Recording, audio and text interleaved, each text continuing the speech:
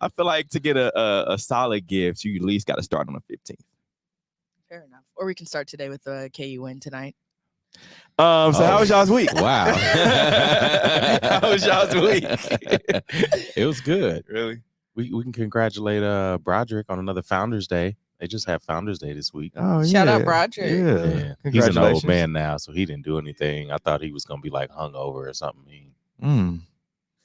Nice. Lame. Nice. Heck yeah.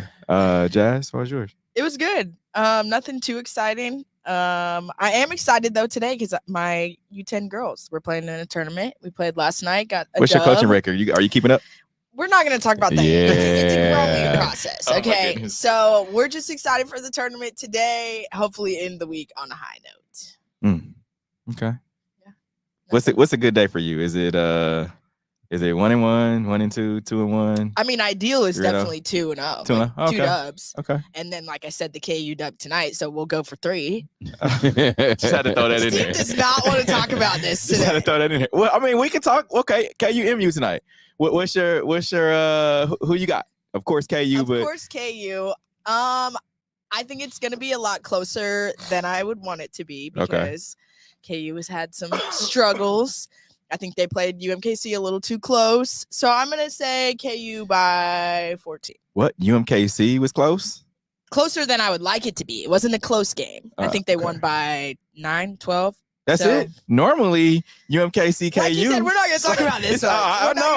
Let's stay here for a second. Okay. Because Q, normally KU, UMKC is like a 30 ball for Yeah, KU. it's like 30 to 50 points. This is one of those stat padding games. Oh, okay. What Rock happened, chalk, Jazz? Rock chalk. We'll talk about the game after tonight. All right, so we got a lot to talk about on today's show. Other than KU-MU, the Chiefs, they'll be playing at home. First home game in a couple weeks. They'll be playing against the Buffalo Bills. We'll talk about that. And Florida Governor Ron DeSantis says he wants to use $1 million in state funds to sue the College Football Committee. See how that works. And then a former Jacksonville Jaguars employee is accused of stealing more than $22 million. Sheesh. Thought you could get away with that. And Messi is named 2023 Time Athlete of the Year following impact on Inter Miami in MLS. We'll get to that. And in about 30 minutes, we'll have our sneakers of the week. Let's get to today's headlines. And now, here are the biggest sports headlines from this week. We bring them to you every Saturday morning on The W with Walls and the Crew on 100.1 FM and Facebook Live. Chiefs running back Clyde Edwards-Helaire, or CEH. I know we like to talk about. Meta likes to refer to him as CHE. CHE. Yeah. Expected to start in Week 14 versus the Bills. How are we feeling? Yeesh. I think it'll be okay because I've talked to Clyde a lot. This past season, even since he's been in the league, and even though there's no Isaiah Pacheco, of course, he got the starting role. We started last year and into this year. Clyde has been on a lot of people's get him out of here lists. For a couple seasons. I mean, he was injured. And no disrespect to Clyde, but I mean, this is a game where you show your value. You really do. Or you'll be able to at least show, I have potential to still, be a starting running back in this league or be a serviceable running back in this league. I feel like this is a game where you can do that. You playing against the Bills. It's not like you're going up against the Raiders or a team that's low in the AFC. This is a team, Buffalo Bills, a team that can go out and beat anybody. I mean, we've seen them play the Philadelphia Eagles a couple of weeks ago really well. So, I mean, I feel like I don't think there should be any drop off with Clyde. I mean, they've had the 1-2 punch the past couple of weeks with Clyde and Pacheco because Jerick McKinnon, of course, had the injury. So it'll be Clyde and Jerick this week, and I feel like they'll be okay. I don't know. I think it's going to be a tough week. I think the Bills are fighting for a spot, and of course the Chiefs are. What did I think Justin Reed said? We're fighting for the number 1 spot, the number 1 seed. And they have a lot to play for, especially being the Super Bowl champs. People are expecting a good game. But I don't do you think the Chiefs can string together some offense this game? I think the Chiefs have to score at least 30 to win. I agree. And we talk about it all the time. And I think I said this last week. The Chiefs this is going to be one of those games where, or it should be, I'm going to put it that way. It should be one of those games where, where did this offense come from? Yeah.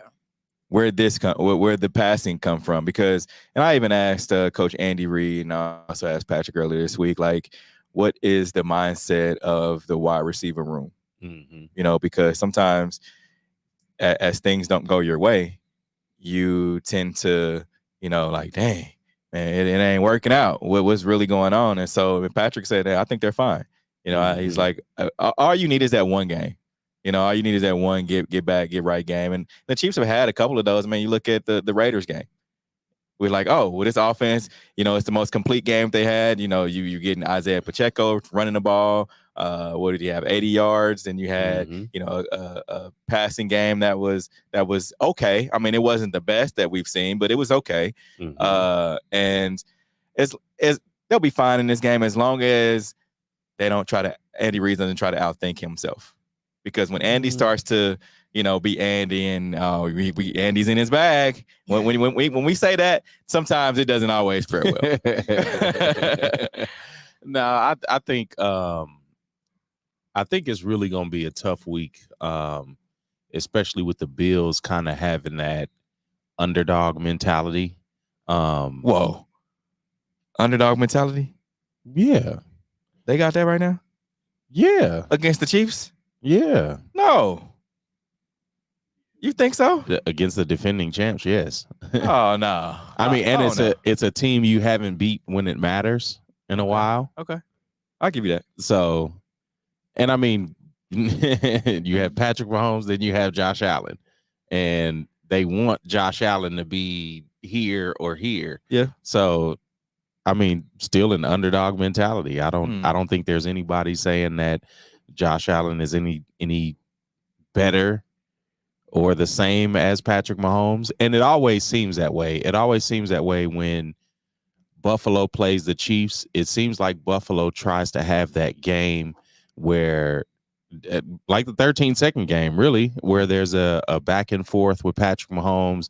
It's a high passing game. And Buffalo, it seems to me, never sticks with their running game when it comes to playing the Chiefs. It's like they try to be like a clone of the Chiefs. Instead of beating the whole team, they want Josh Allen to have all the stats and outplay be Mahomes. Better and outplay Mahomes and be better than him this week. And a lot of times it doesn't pan out because if he's not fumbling, he's throwing an interception, some kind of errant throw. And I feel like they try to be a little more composed this week. Again, being the underdog, they're going to have a lot of energy coming out. And I think we see it get a little testy early. And I don't know if the Chiefs have that like grit this year. Yeah. We haven't seen that grit that we've seen over the past couple of years. Not only from the defense, but from the offense as well. And I feel like they struggle this week. I don't feel like they win. I think this is this is the second of the 3 games at the end of the season I think they lose. And I think they're going to be fighting for their lives just to even get this second or third spot. So I don't think they're getting a bye week this year. So it's interesting. The Josh Allen thing, being underdogs, I don't know, because we've talked about it the past few years, where it's been Mahomes, then you either have Josh Allen, Joe Burrow, you can throw Tua in there now, you can throw Jalen in there. I mean, there's always been that comparison, and I feel like Josh Allen was like the next guy up that they try to throw in there, like, oh, he's it, because he was that for a whole season. And then, of course, he loses to Pat. And then it kind of knocks him back down. And then Joe Burrow comes in there and so many other folks. But For them, I don't think they have the underdog role because now everybody feels like, oh, the Chiefs are beatable. Mm-hmm. Everybody feels like, oh, this is our season. Mahomes isn't statistically this is his statistically speaking, his worst season that he's had since he's been a pro. And so I feel like, I don't think they're coming in as with the underdog mentality. I feel like they're coming in like, oh, shoot, we can beat this team. We're better than this team. Especially if you listen to Stephon Diggs and what he has to say, he always feels that way, unguardable.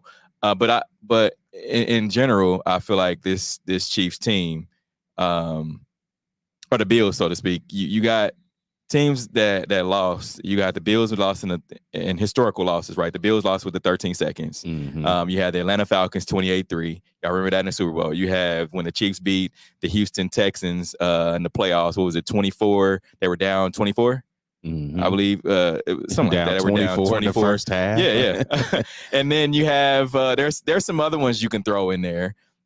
Historical losses where teams never recover from that. And I feel like the Bills are one of those teams. Like they haven't recovered from that 13-second loss. Mm-hmm. They just haven't. And do you put much on the over under for this game? What's this at it? I don't know. I thought you would know.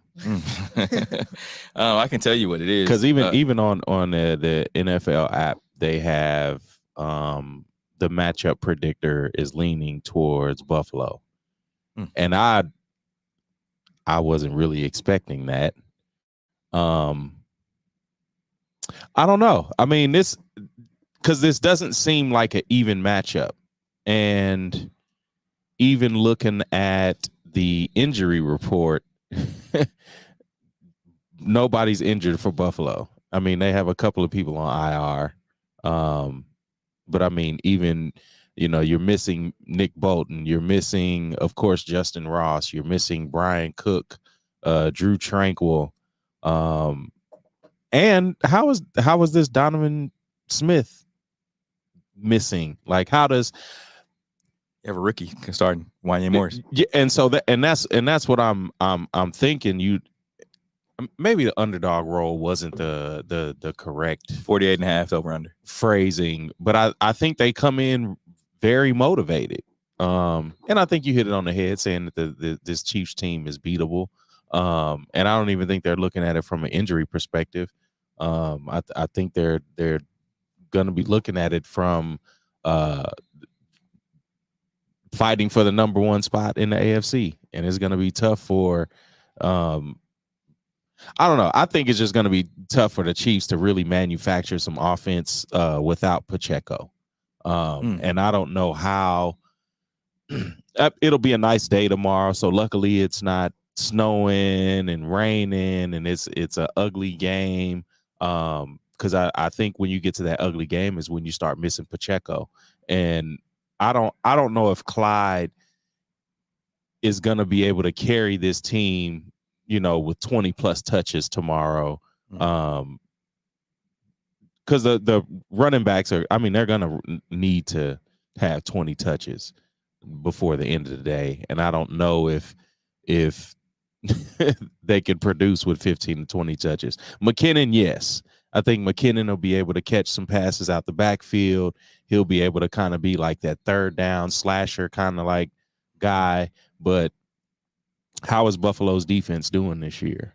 Are they I won't say that they're a juggernaut, but I mean, you still have Von Miller. You still have Poyer. We'll talk about later. Yeah, you still have Poyer. Like you have a couple of players on the Bills defense, I think, that can really play with nasty attitudes that the Chiefs just don't have this year.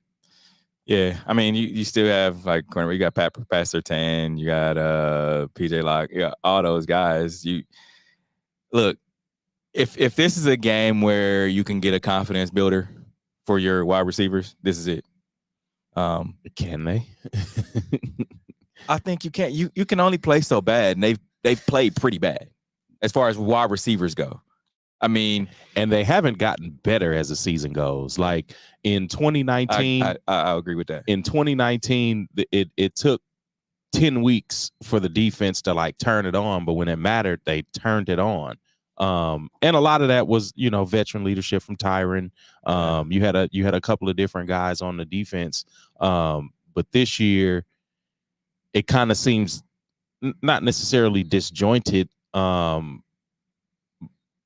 I don't know. I don't think this team has the continuity that they've had in the past. And I think Chiefs fans are really kind of like suffering from that nostalgia of having this team that can put up 40 points at any given time. And now it's like they're struggling. There's one caveat to the offensive side where you said they're not getting better. Rasheed Rice is getting better. Somewhat. I would say from a rookie standpoint, he's gotten night and day from being just a robot at the beginning of the season to now being able to figure out how to not run in that, you get the playbook where it's the straight line, like you running out, just run up and over straight line. Now he's able to deviate from that and just kind of do his own thing. And how do you think the Justin Ross situation kind of helped catapult him, especially without, that extra competition in the wide receiving room? I don't know. I would say more than Justin Ross. I would say more Sky Moore, more MVS. I would say because he would be battling more with them. Like Justin Ross is also battling, but I think he was the cream always rises to the top, right? Mm-hmm. Always. And so he would be more, because we got to see a little bit what Justin Ross could do, but not much. So he was still trying to figure it out like Rasheed. Mm-hmm. But I mean, these 5-6 weeks off. Yeah. It could really put a wrench in that progress. Yeah. But I mean, a lot of times you have athletes that kind of need that. They need that bump on the head type of thing. They need to kind of face that adversity and fight back from it. And I mean, we don't know what kind of player Justin Ross is, but he's already done it. He missed his whole rookie season with the back surgery. Oh, he was here. Okay, yeah. So he's already. I mean, he missed college. He had the ankle. I think it was an ankle that he was dealing with. So or foot. Yeah. So I mean, he's already dealt with that adversity. So this is just kind of. I mean, you suspended 6 games now. I mean, you're off the commissioner exempt list, but you're now suspended 6 games, and you got to pay back those games. Mm-hmm. So the checks that you were getting, I hope you saved them. Because you got to pay that money back. Yeah. Only other thing I could say about this game is the defense is a lot better than what it has been when the last few times playing the Bills. The defense is definitely better, but I mean, how do you think that? I mean, missing 2 of your most productive linebackers. Yeah, you got Nick Bolton back this week. He was still on the injury. He was on the. Do you think he practiced yesterday? Is enough to save he did. them, okay. I think so, because like you talked about, your offense isn't able to score 30 points. Well, if the other offense isn't able to score 30 points, then it kind of makes it a stalemate. Mm-hmm. Because I mean, L'Jarius Sneed, I was reading something where L'Jarius Sneed has 422 coverage snaps. He's top in the NFL with most coverage snaps without allowing a touchdown. So he's up there with Kenny Moore II, Mike Hilton, Martin Emerson Jr., and Paulson Abito. So I mean, and that's crazy. None of those names really jump off the page for me. So that's just looking at how different the league is and how much it's a passing league for corners to really have that kind of competition. Yeah. Nick Bolton was a full participant in practice on Wednesday and Thursday, and also Friday. So I think he'll play. Yeah, it said his return date is the 10th, estimated return date. Yep. So yeah. I guess we'll see. Yep, we'll see. Who you got? I honestly have to agree with Q on this one. Oh my goodness. Is it because of the KU thing? I'm sorry, Jazz. Definitely not. But the things that stood out to me, even in your statement, Steve, like you had to say that we hope to see an offense that we haven't seen before. Like the fact that you have to lead your statement with that is like, I don't know. It just rubs me the wrong way. I don't think that this is the game for that. And you had even mentioned, I don't think the Bills are going into it as underdogs. I think that they know that this team's beatable, and that's dangerous. Like they're just not in a. Okay. How they've been playing, especially last game, I don't expect much out of the offense. I think that your statement's accurate. I think it would have to be something that we haven't seen before. Okay. And that's scary. Okay. I agree. A team coming in with confidence into Arrowhead is definitely a scary thing. And then seeing that tape from last week, you would think that Buffalo really tries to control the game by, running the ball and really, putting the pressure on that ground attack. So we'll see though. Now, Florida State was unbeatable, and they still got snubbed. So Florida Governor Ron DeSantis wants to use $1 million in state funds to sue the college football playoffs. Q, your thoughts on this one? That man is crazy. And I mean, he does a lot of things for shock value because he's not a real governor. He just... who knows? Because $1 million and your state, it's a lot wrong with Florida, and especially politically and financially, and to be using funds for that, crazy. Yeah, what is it? $114 billion budget that he proposed, and $1 million of it. I mean, it's a drop in the bucket, but still, that $1 million could go to something else. Go to education. Can go to, somebody in Florida needs something. And just because you're a college football team, now don't get me wrong, I feel like Florida State did get snubbed. That's very college, bad, but it has nothing to do with tax dollars and federal government. Like, this is sports. Yes, that that is college sports. Some teams make it and some don't. Yeah. Man. So I mean, it's thing about it is sometimes you get those governors that are like so, white collar that it's like, oh, I can't do any. But he's like, shoot, take $1 million and let's try to fight it. So I mean, I ain't mad at him. And they're not going to make them play the games over. No, they're not. It's the over. NCAA doesn't switch course. Yeah, that little $1 million, NCAA has quadrupled that. Yeah. I like you said, Steve, I like that he has it in him to at least say, hey, I'll fight for you, even if it wasn't anything serious. Mm-hmm. It's good to know. I think it brings light to the situation, at least, even if he's not actually making action towards it and using those dollars to it. At least it's more attention to, the college football playoffs. Even though he might not take legal action, at least now next year they may know not to mess with Florida State. They're just bringing a lot of attention to the situation. At least I think as a player that would be a good feeling, knowing hey, even the governor's paying attention to the fact that we got snubbed. Exactly. NCAA is going to brush that little man under the rug and continue about their day. Like, get out of here, little governor, get out of here. Still sticking to Florida, though, former Jacksonville Jaguars employee accused of stealing more than $22 million from NFL team to fund a lavish lifestyle. Steve, your thoughts? That's crazy. I was reading he bought a $95,000 Patek Philippe. He out here stunting. Nah, you got to focus on the wrong things, my guy. $95K. Nah, sheesh. You have to stunt. It's like the NFL team isn't gonna miss that little $22 million. And how many years went by that he was stealing all this? Was it like 2 or 3 years? It didn't. It said Patel is accused of stealing the money from an organization referred to as Business A, which people of course say it's the Jaguars. But the Jaguars finally confirmed, and it didn't say exactly how long, but I mean, at first they didn't know that it was actually the Jaguars. So it was just Business A.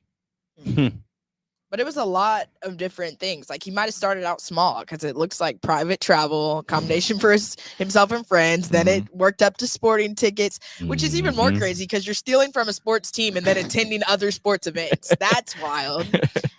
Getting a new Tesla, Nissan pickup truck. So it looks like he slowly creeped up there. He got a Nissan pickup truck.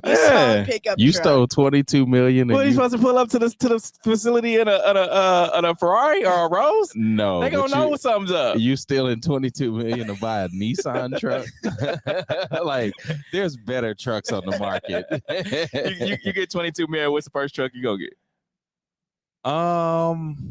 I don't know, because I would have to do some shopping around to see what the new trucks have. It's gonna be a new truck though. I like the new sunroofs that they have going on, the full, the full sunroof. I like a lot a lot about the trucks that they're pulling out now, because it may be like a GMC Denali, it may be something, but it's not going to be a Nissan truck. I'm pulling up in a Tesla Cybertruck if we're going with trucks. They're going to see me with the tank. Yeah. And I'm beeping the horn at whatever player want to say something. Like, Trevor Lawrence, hop in, player. Steve's the first one to get caught, for sure. Or I'm hanging out the window. My Protect going to be iced. His Protect going to be gleaming in the sun. Red flag, red flag, red flag. And Clark Hunt is going to be like, so...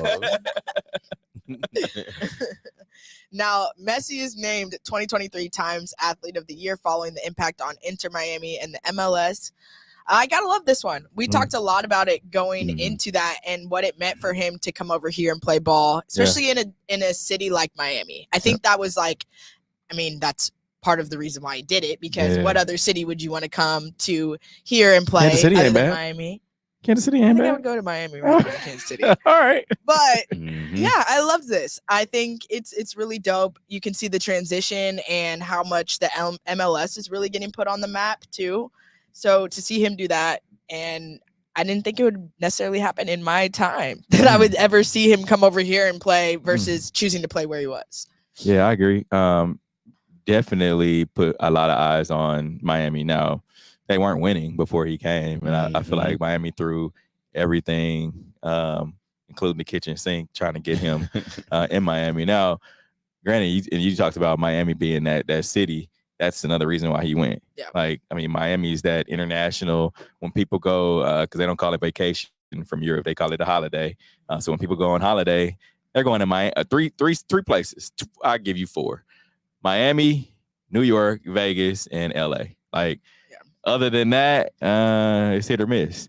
So I feel like he definitely generated a lot of revenue to Miami. Not that they even needed it, but he put a lot more. They could use it. Yeah, he put a lot more eyes on the MLS as well.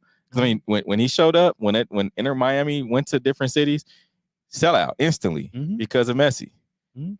So yeah, and I was hoping to get to check him out this year. Hopefully, he's back next year. He should be back, because do you think the MLS is on still on a trajectory? Like, are they still trending up? I think so. I mean, soccer as a whole is. So I would say, I mean, look at women's soccer with the Casey Curran. I mean, their stadium's almost done. So I think that's going to highlight more women's soccer as well. So soccer is up. And definitely as a whole, because even in this award, Messi's the first men's soccer player to receive this award since it was unveiled in 2019. So I think that says a lot too about how soccer's on the up. Yeah, for sure. Yeah, they need to put us on front of the Time magazine. We need to do something time worthy. I'm down. We do. Put us on the front of the Time. What do you think we got to do to be on the front of the Time? We got to troll a couple of Chiefs players a few times. Clickbait. What would be your pose on the front of Times magazine? It would have to go crazy, We on front of that thing like this. Yeah, that's why he's not on the front. Yeah, my pose would be it would be just my face. It'd be in a dark room. It's just a light. Oh, so you Suge Knighting it? Yeah. Okay. You knew the death row thing I was going for. Like, I might have to do the typical women's suit, lighting a cigar, trying to defy the odds of the normal women role. I got you. Yeah, it's something different. Yeah, I'm just gonna ask ChatGPT. Hey, what should my pose be? Why do you need AI to pose? Like, it come up with something dope. No, it won't. It's just gonna come up with something other people have done. All right, well, whatever. It might be dope to me. Eagles coach Nick Sirianni claims Big Dom, security guard, DeSandro tried to defuse situation with 49ers Dre Greenlaw as NFL reportedly mounts a probe. Obviously, the Eagles coach is defending Big Dom on the Monday amid the reports that the NFL was launching an investigation into the security staffers' conversation. Let's see what happened. Let's go downstairs to Tom. What's going on down there, Tom? You're seeing it. Kev, that happened maybe 5 yards away from where we're standing. You can see that it's when Greenlaw reached out toward Dom, who provides security and so much else, as returning to the Eagles. Over. Personal foul, number 57 of San Francisco, who has also been disqualified. That's after listening to the goal line, Philadelphia. Well, Dean told you they could do that after looking at it, and he has been thrown out. That's enormous.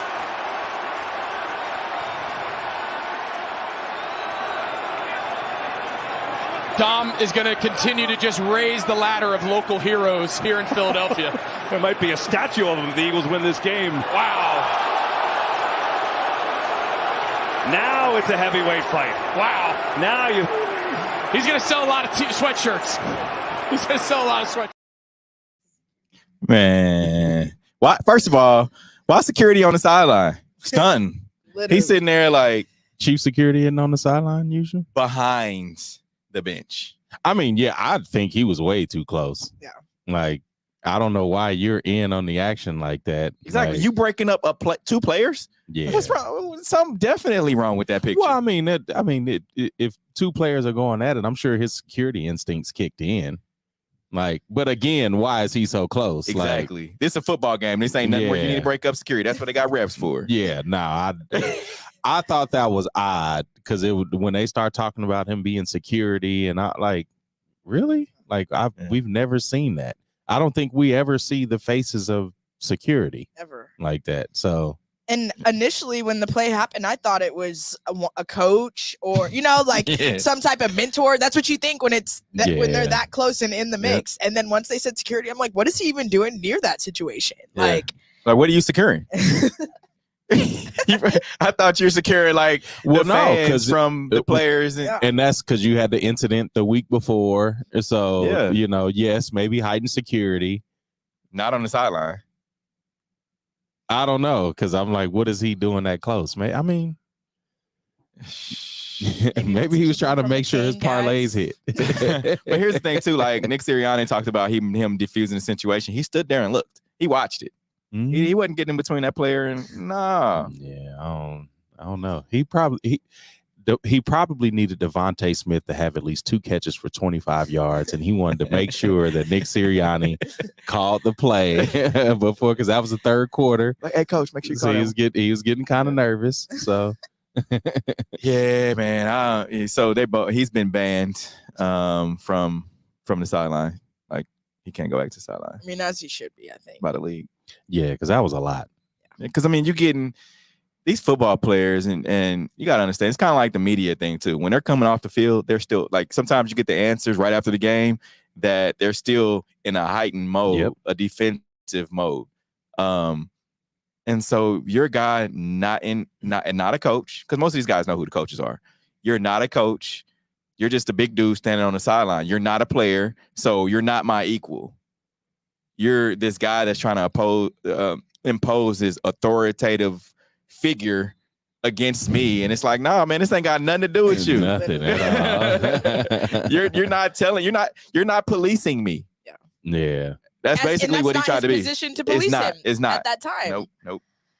And you really, as a security guard, you really got that worked up, and in the face of a player, like you out of all the people are the people that are supposed to mediate situations and de-escalate it. I mean, I think instincts just probably kicked in for him. Like he saw a player being aggressive towards his, and he's probably very loyal to the soil type of guy. I mean, they said he probably reaches a new celebrity status because they were talking about how like well known he is in Philadelphia and how people love him, and I'm like, not on the sideline anymore. Okay, not on the sideline. So if they go to the Super Bowl, we're gonna see him up in the suite. Would you dap him up? Would you dap him up? I'm like, hey man, you up here with me, bro? Yeah, I might go kick it with him. Now, Bills GM indicates Von Miller will still be kicking it, Q. Won't miss time while facing domestic violence charges. What are you guys' thoughts on this one? I mean, why does he not hit the exempt list? Because, I mean, Justin Ross hit it pretty fast. Mm-hmm. Is it because he's not formally charged? They're still investigating, right? That's normally what the exempt list is. The exempt list is for the NFL to jump in and investigate a situation. But, I mean, even police haven't charged him, though, right? No, it says he's facing a 3rd-degree felony charge of assaulting a pregnant woman, which can be punished by 2 to 10 years in prison and a fine up to $10,000. Said he was reportedly released from custody after posting a $5,000 bond at DeSoto Police Department jail. And so how Dallas. do you feel about that? As like, I mean, of course you want the Chiefs to win. Of course it's an advantage if Von Miller is not playing. Like, how do you feel about him not hitting the exempt list, still being able to be eligible to play this week? It's a touchy situation because you get all these guys, and more recently Justin Ross, and even if you want to look at last year, Willie Gay, where they have had a domestic violence incident, and it was still under investigation. However, and I believe Willie never hit commissioner's exempt list either. It was let it play out. And then he was suspended, of course, the 4 games last season, or was it this season? I can't remember. Anyway, he was suspended the 4 games, and I don't believe he ever hit the commissioner's exempt list. I know he was away from the team for possibly a game because it happened, during the week. However, I don't think he hit the commissioner's exempt list, but I think the situation, there's no like level playing field now.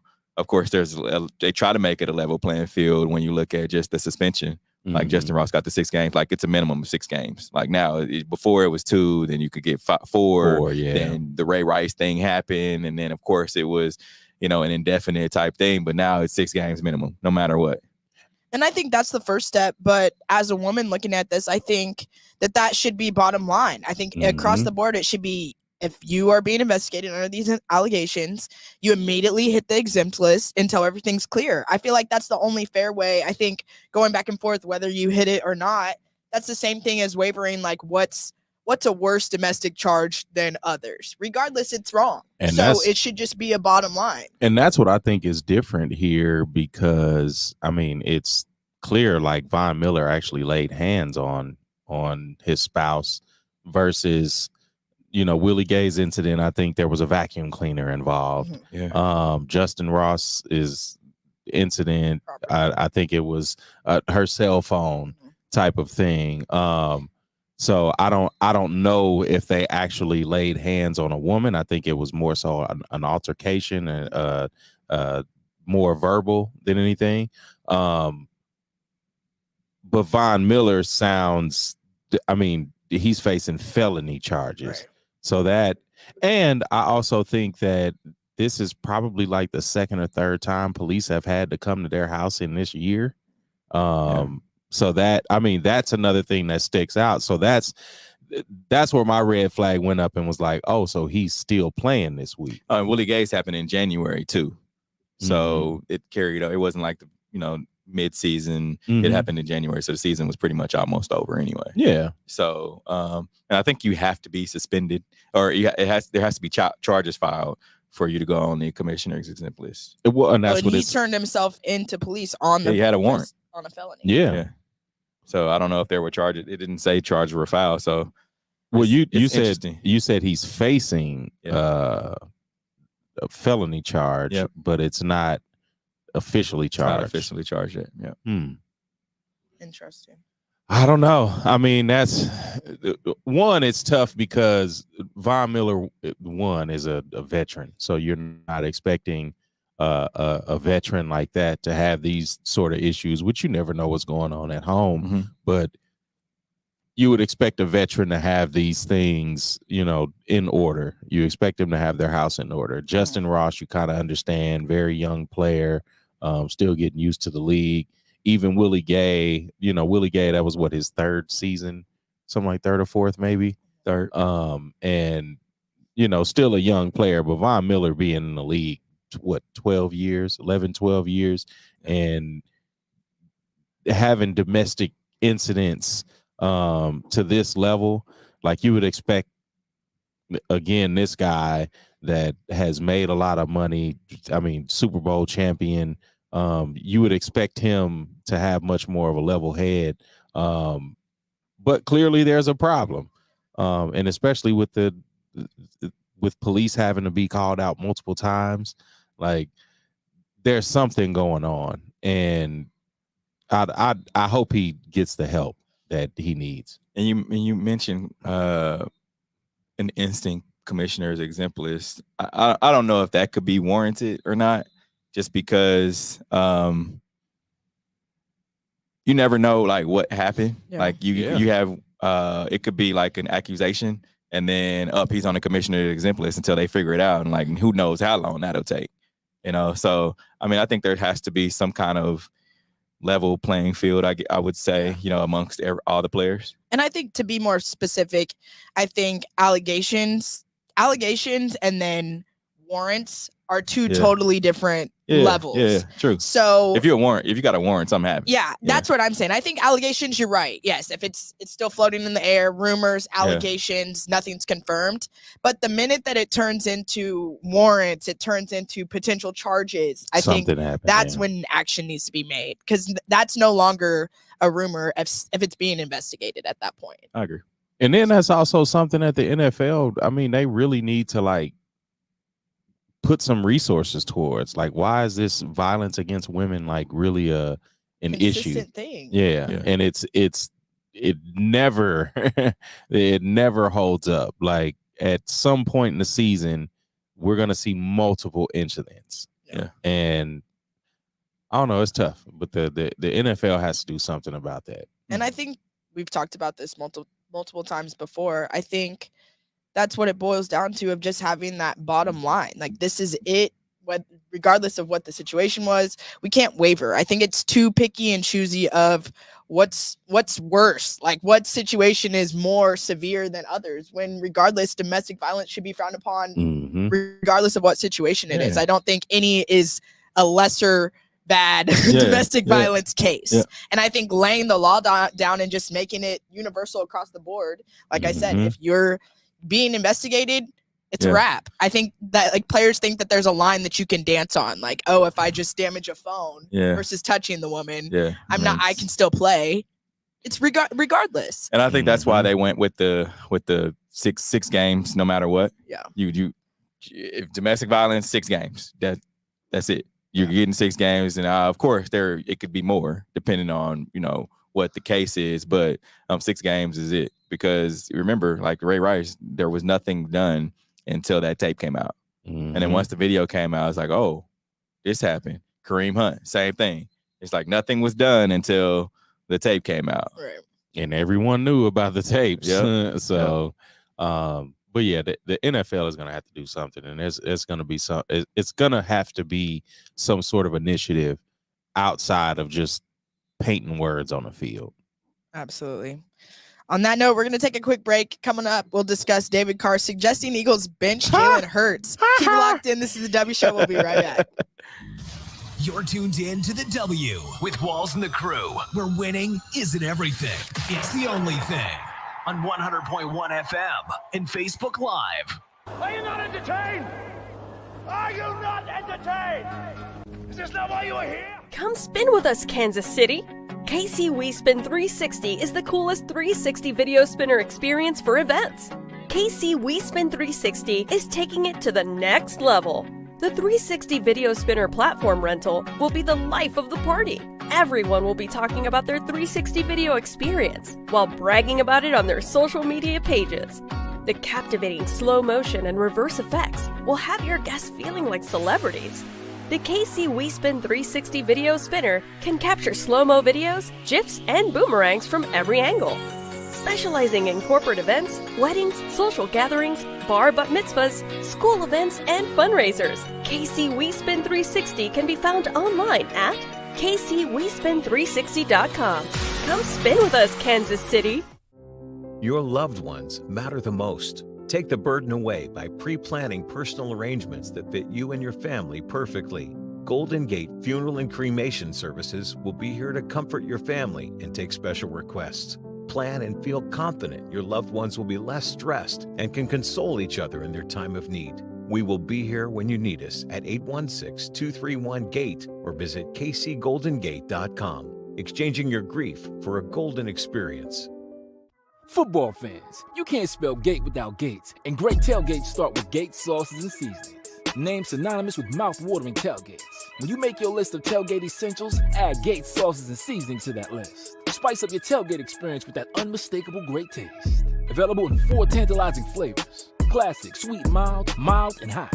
Find it at your local grocery, and if you don't see it, ask for it. Visit GatesBarbecue.com to purchase any of the great sauces and seasonings. Great tailgates start with Gates. You're tuned in to the W with Walls and the Crew, where winning isn't everything.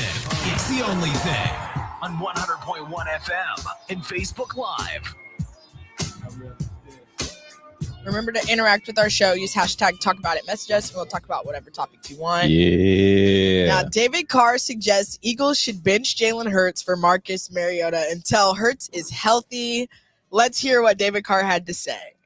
In no way did you ever say Jalen Hurts needs to be benched. The headline here is allow him to get healthy. To do that, maybe you do play Marcus Mariota. You've gone viral. Why don't you clarify what was said and what the internet has run wild with? Well, I mean, the first thing, so like my Philly interactions have been as usual, like pulling up to the link, the double birds by the toddlers, like that's happened before, so I get that, okay? First time. As a former Giant, right? So that's not really the issue. The issue is I'm not going to backpedal. Like I feel that way. I feel like there's two things that I want to clarify. First of all, my feelings about Jalen. Go to NFL.com, see my top 15 player rankings. All year, Jalen's been on the top 15. Last week, he was 2.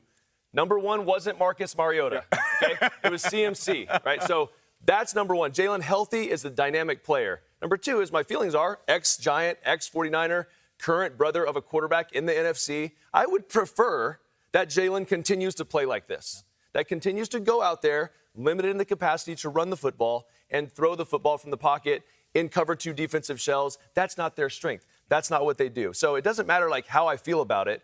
That's just the facts. So anyone that watched the San Francisco 49er game the other day, as I'm running through to my brain, I watched the maturation of that game. The 49ers came into that game, one-on-one coverage across the board. Fred Warner was spying Jalen.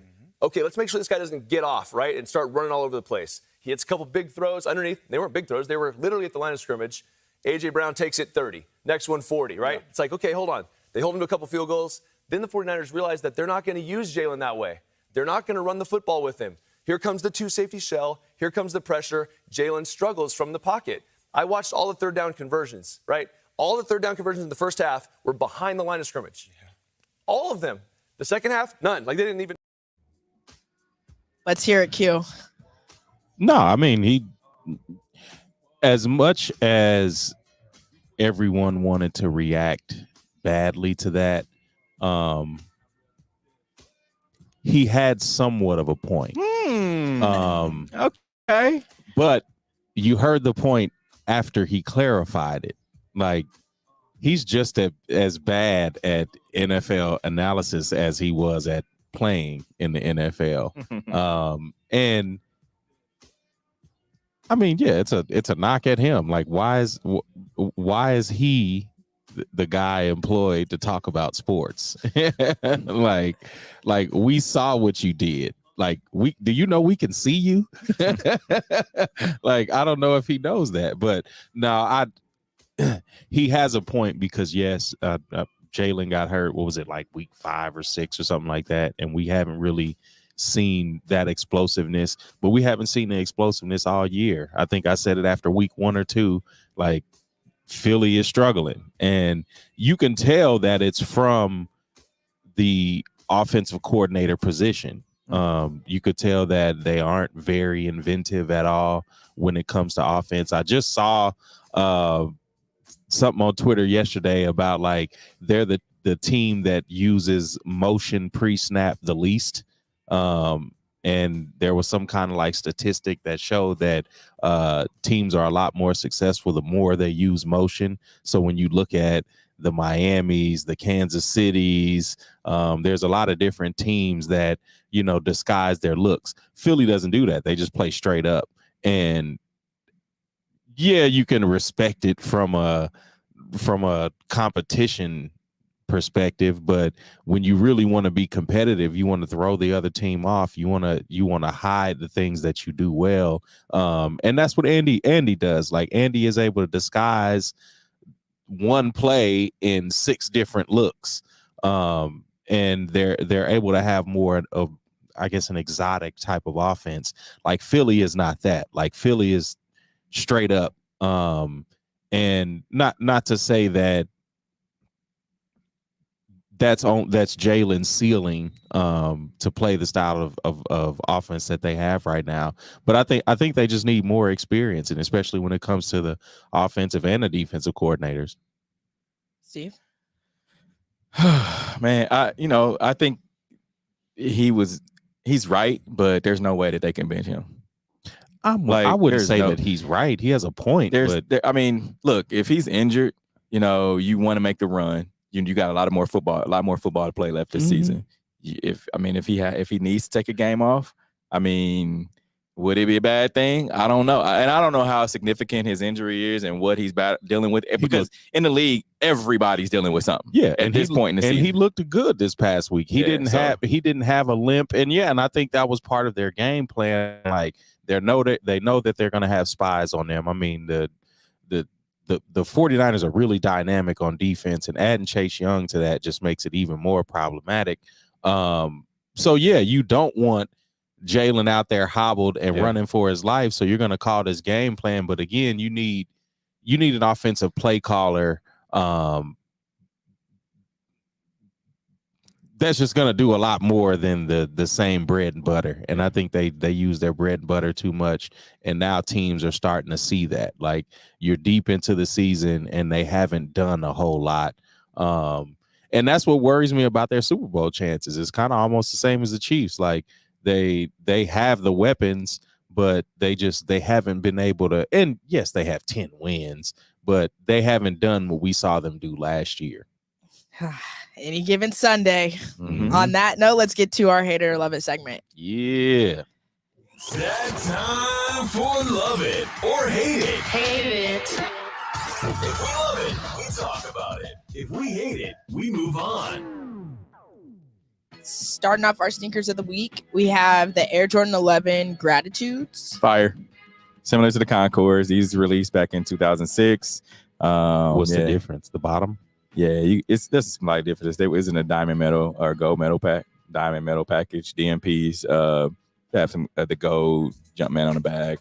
Gotcha. It's a little different, little subtle differences, but yeah, similar to the Concord. Classic shoe. Yep.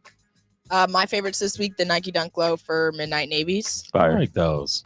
Very tough. I'm loving the colorway. The Fear of God Athletics basketball carbon. I like these. These are dope. So are these the Adidas? Mm-hmm. These are Adidas? Yeah. Okay. Because he just announced a big Adidas partnership. Yeah. I'm anxious to see what that does. And I think it's going to be like sports related too. So a lot of those players that talked about Fear of God cleats, it might come to fruition. Personally, I hate those. I think they're giving Kmart basketball shoes. They do look like moccasins. No, hard pass. Nike Air Penny 2 Atlantic Blues. These are back out. I just wore mine last week. Yeah, I like these. Fair enough. They're all right. Nothing too crazy for me. Yeah, I didn't like them when they were out the first time. Dolphins QB Tua leads all players in fan voting for 2024 Pro Bowl. Of course he is. All because of Tyreek Hill. Moving on. I'll be no. Shots fired. No. Shots fired. You can say the same about Patrick when he was here then. Bills Jordan Phillips fires back at Jason Kelce for dirty play allegations. Hate it or love it. Let's hear the response from Jordan Phillips. You look at the tush push, he dives at somebody's knees every play and tries to roll him up. So for him to speak on somebody being dirty, I don't think he has any right or any means to call for a fine when he does a whole bunch of stuff. So I just think that's kind of crazy for him to even mention that. I'm 335 pounds. How am I going to stop regardless? How do I know that the ball wasn't going? After I saw him move, I put my eyes on him, and I'm going to go. Even if they would have got that play off, it's just either them hitting us or us hitting them. Like, you can dish it out, obviously, but you can't take it. So that's just soft. He is a well-respected guy around the league for whatever reason. And now he suddenly has a voice because he's on his brother's podcast and whatnot, so he thinks he can use it. But the way he's using his voice, it doesn't make any sense. Yeah, look, he said just because he thinks he has a voice in this league and that he's on his brother's podcast, shots fired. Very much. Last I checked, the New Heights was the Kelce brothers. It wasn't just Trav. Yeah. It was Jason too. Yeah. So man, that's very disrespectful. Nah, if you don't like it, beat them. And that, yes. It's giving salty. And that's my whole thing around this whole tush push conversation, because it's like they aren't doing anything illegal. Yeah. It's giving salty. Yeah, he very salty. Miami Dolphins wide receiver Tyreek Hill surprised his teammates with new electric scooters for Christmas. Hate it or love it. Love it, man. Love it. Spend your money. Tax write-offs. Yeah. I'll take one. Tax write-off. This is the end of the year tax write-off. Because didn't Patrick buy like golf carts or something for golf the offensive line? Golf clubs. Yeah. Now, we do have a hate it or love it this week. A survey finds that 20% of men wear the same underwear for a week. Start talk about it. Yeah. How do we feel? Speak up, man. Stand on business right now. For a week? Yeah, it was. So a recent study by Curry's delved in laundry habits of UK residents and covered surprising insights. Oh, UK. While 54% claim to wash underwear after each wear, the data reveals a stark gender difference. Shockingly, 20% of UK men admit to changing their pants once a week. In contrast, 81% of women prioritize hygiene, washing after every wear.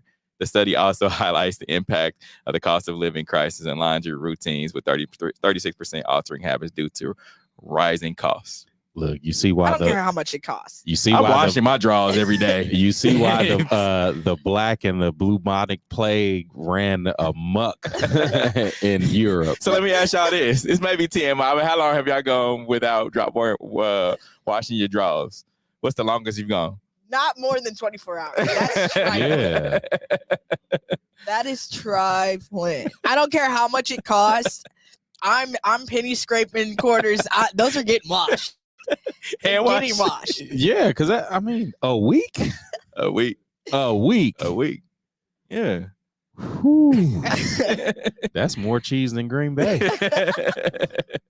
Yeah. No, thank you. No, thank you. I think I would be single forever. Yes. At that moment. If I'm living over there, I'm single forever. Rich Like auntie vibes all the way. The smell in Europe has to be atrocious. Trifling. I mean, you tell us about like how was. I mean, I didn't smell no drawers. Okay. What you mean?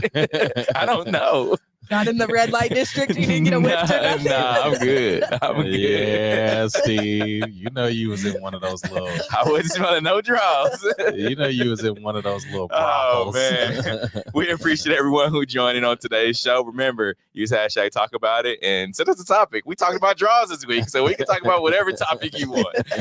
Until next week, we are out of here. Peace. The views and opinions expressed on the W Radio Show by the host, co-host, guests, and call-in listeners are solely the opinions and responsibility of the original source who expressed them. They do not represent the opinions of the W Show, 100.1 FM, One Kansas City Radio, Sideline Sports Talk, Team Wall Street Foundations, or affiliates.